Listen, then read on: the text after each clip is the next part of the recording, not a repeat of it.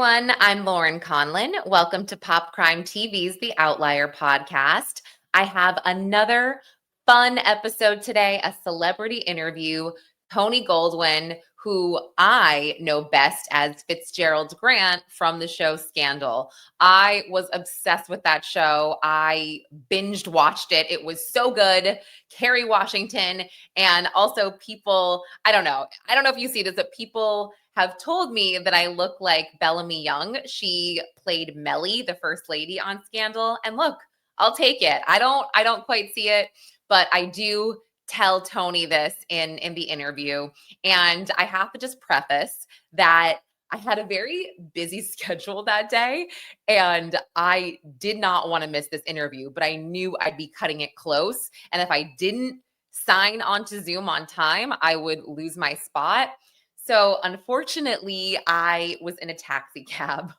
So the audio is not great. The video is not great, but Tony was such a good sport about it. And like I said, I didn't plan for this to happen, but I am such a fan. So I wanted to make the interview happen regardless. So Tony is promoting right now his new podcast with his daughter, and that's called Far From the Tree. And that's kind of about,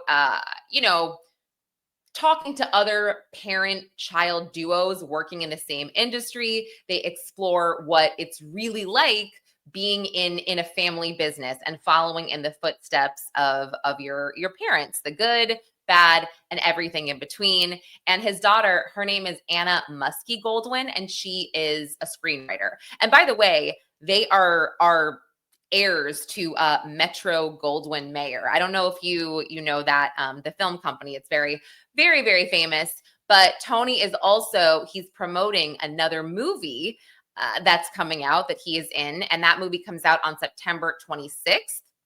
And I'm actually going to show you the trailer for that film. It's called One Battle After Another. It's a Warner Brothers movie. So he seemed pretty excited about that. He was excited about Law and Order coming back and being on that show. And yeah, it's just a fun little back and forth. I mean, I didn't do any type of editing because look, it's already in a taxi cab. It's already kind of very casual. I didn't really see the point.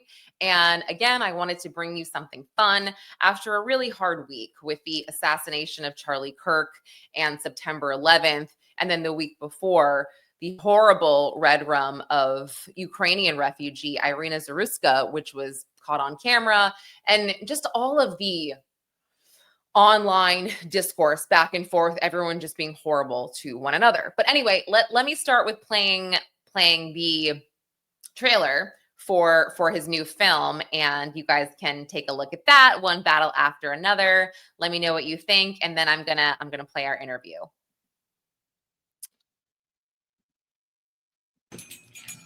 What I'm doing here, Leo, is I'm creating a closed circuit. Very important to keep your cap shunted like this so you don't accidentally detonate your charge. Don't stop. I want you to create a show. This is an announcement of revolution. The message is clear. I'll be seeing you very soon. Not if I see you first.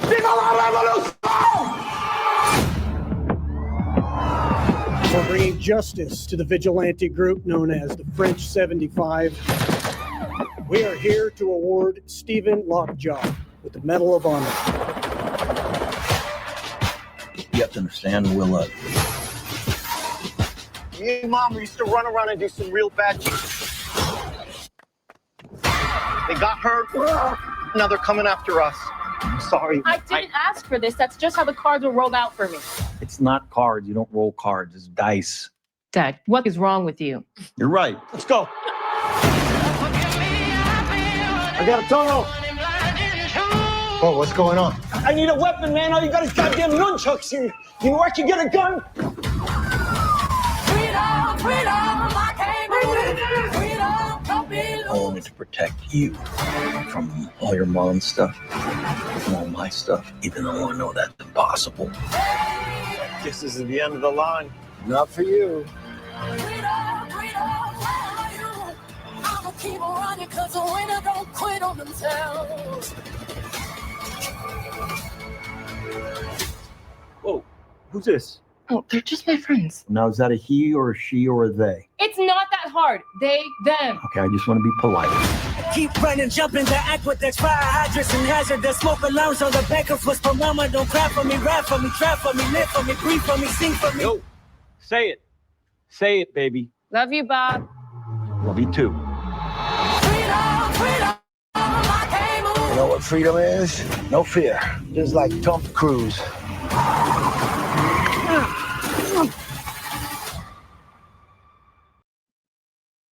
Wow, that looks really good.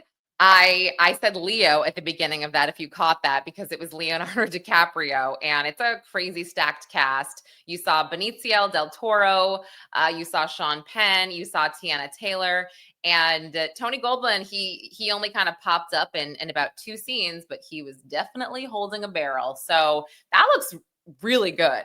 I mean, really, really good. I'm very excited to see that. But anyway, I am going to play the interview with Tony and I right now. I'm going to pretend like it's not so cringy. And I know I always do this. You guys are probably like, oh, we're so sick of you being self-deprecating. But I just want to put that out there that I definitely don't feel like some skilled interviewer talking to him during our conversation. I most definitely was a little paranoid about being in a cab. But again, he was such a good sport. I mean, if you followed my Diddy coverage, I was in a cab and an Uber a lot, but that was different. That was just me talking to you guys. But anyway, okay, without further ado, here is my interview with Tony Goldwyn.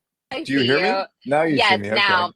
I'm so sorry. My morning got crazy, and now we're doing this from a taxi cab because I am such a fan of you that I did not want to miss this at all. So I am so thrilled. Enough accidents, but I want to call you Fitz. Is that weird? No, a lot of people do. It's all good. No, that must be so annoying. I'm sorry, but I'm very excited. I'm very excited for your podcast that you're doing with your daughter. Yeah, we're having a great time. It is fun to podcast, right? It's very different, I'm sure, than being on set. It is. It's my first time. I mean, I've been a guest on a lot of podcasts, but Anna, my daughter, who's a screenwriter and a television writer, and a podcaster herself, she has a political platform called Political Playlist that she does, then has a podcast talking about young members of Congress under 45, like our future leaders. So she's an experienced podcaster, and she had this idea because we're both multi-generational in our family. I'm the third and she's the fourth generation of Goldwyns in showbiz. Yeah. And so we thought, wouldn't that be so cool to talk to other parent-child duos who work in the same industry and hear what that is for their relationship. So that's what we're doing. That is the best idea. And I believe you're starting with Jane Fonda. Is that correct? That's correct. Yeah. So our first episode, which dropped this week, is just me and Anna interviewing each other about how it has been for us. And then next week, we're interviewing Jane and her son, Troy Garrity, who's a fabulous actor, and talking about their relationship and what it was like for Jane, whose father, Henry Fonda, was one of the icons of the, of the golden age of Hollywood. So hearing about their relationship and what it's been like for them. I'd be interested. Oh, no, I'm so sorry to interrupt. Go ahead. No, just we're going on to interview people in sports and music and all other people in show business and all different kinds of folks. Yeah, I guess I'd be interested to hear from your daughter, her experience with the very condescending term nepo baby. I know that comes up a lot. And I mean, it's so interesting because, and I'm not saying this is the case, but so many times I see children of actors, celebrities, whoever, that are more talented than their parents. And you're like, this doesn't even make sense. It's funny that this became such a negative term, I guess, and how they deal with that. Yeah, no, totally. That was the initial thought, was that Anna was telling me that she and her cousin Emily, who's also in show business, Emily, my brother John's daughter, who's a really fabulous writer and a comedy writer. And Emily and Anna were like, we should do a podcast called Nepo Baby. And they were laughing, but they thought it'd be really funny to have people on, talk about being a Nepo baby and all the shade that's cast on it. Yeah. And then ultimately they were like, it's not that interesting. Ultimately that'll wear itself out pretty quickly. And then Anna and I were talking about it, and it was her, and she said, well, Dad, we both feel so lucky to have this in our relationship, and I feel so lucky to be a part of a legacy and what I could share with my dad and my wife Jane, who's a very successful film designer, and my brother John, who's a very successful producer, my brother Peter, and so it's a beautiful thing to be a part of. And I thought it's such a normal thing in human history for people to go into the family business or to follow in their parents' footsteps and to learn a business. Like, when did it become like a negative thing? 'Cause it's pretty awesome. It has its challenges. It has its challenges and its difficulties. And there was it took me a little while to find my identity in this family legacy that, which initially felt like kind of a burden. And then I now feel like it's this incredible gift. And I'm so grateful. It was an important part of my relationship with my dad. And I think Anna feels the same way. So that's why we did it, because it's a very special thing. Yeah, no, and you nailed it. It's so funny. A lot of people, a majority of people, they go into the fields that their parents are in because it just is natural sometimes. It's what you grow up with, and you grow accustomed to it, and in most cases you might grow to love it. So I'm so excited. I love that idea. I think it's gonna be so cool. I've interviewed a few cast members of Scandal, and by the way, just not to make it about me, but a lot of people tell me that I look like Millie Bellamy Young. And I love it. You do. I see the resemblance. I love her. So, okay, I'll take it. I'll be your wife. She's the best. She's the best. But no, they told me that you guys still have a text thread, like a Scandal text thread. Oh, yeah. No, we're all really close. We have a text chain we do. We get together. I mean, I see Bellamy all the time. We're really close friends.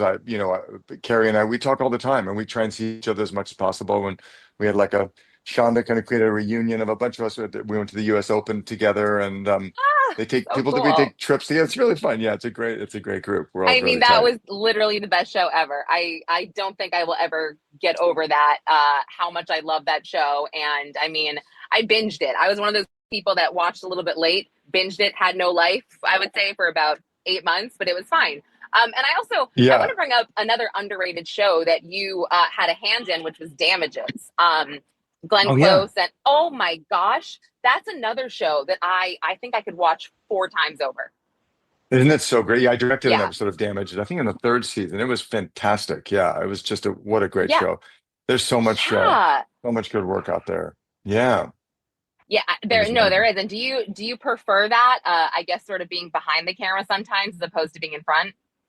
I love both. I directed a lot of Scandal. I'm on Law and Order now. I'm not directing Law and Order, but I direct movies as well. So I did a movie last year, Ezra, which was a beautiful experience, and I'm going to do another one after this season of Law and Order. So I love being able to, and I'm directing a project in the theater now. So I love going back and forth to any different ways to tell stories, and podcasting is another way of telling stories. So it's all good. I love being able to do both.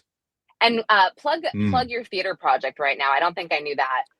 Oh yeah, that's going to be in the future. So that's we're doing an incredible, probably the greatest tap dancer in the world, Savion Glover. I don't know if you know Savion's work. He's an amazing artist.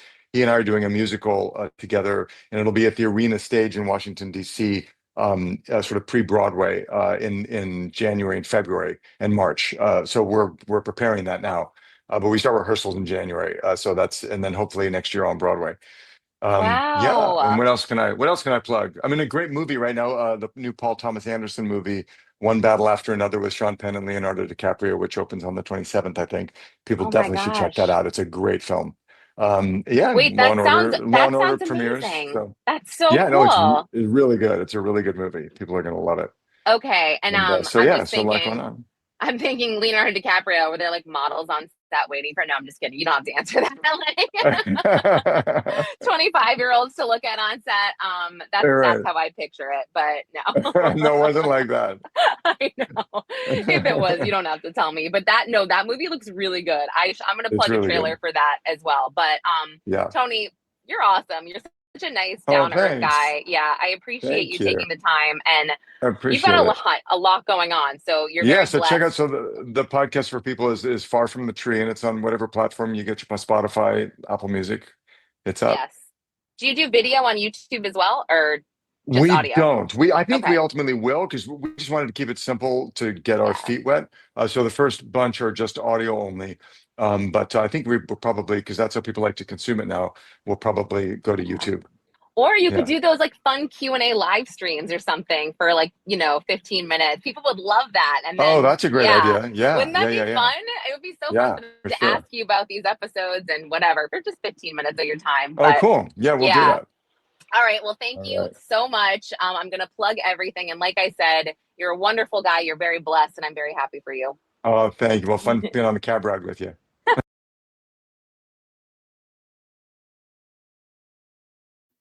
He was such a good sport. Sorry, my microphone was muted for a minute, but he really was. You could tell. I mean, he was humoring me. I'm so corny sometimes, but he's so polite, so gracious, and I loved talking to him. Even at the end, fun being on the cab ride with you. I mean, he didn't have to say that, but thank you all for your grace. It is so hard to do interviews sometimes via audio or on Zoom. There is a little bit of a lag, so sometimes we'll jump on each other's sentences, or mainly me. I'll jump on his sentences before he finishes. But hopefully it wasn't too painful for you.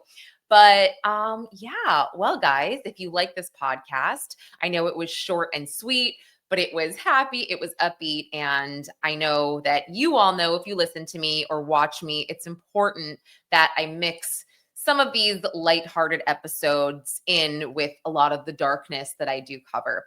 So again, if you like this podcast, I would love it if you would like or subscribe on YouTube, rate or subscribe on Apple, Spotify, wherever you listen. And I'll be back this week with more episodes of Pop Crime TV's The Outlier.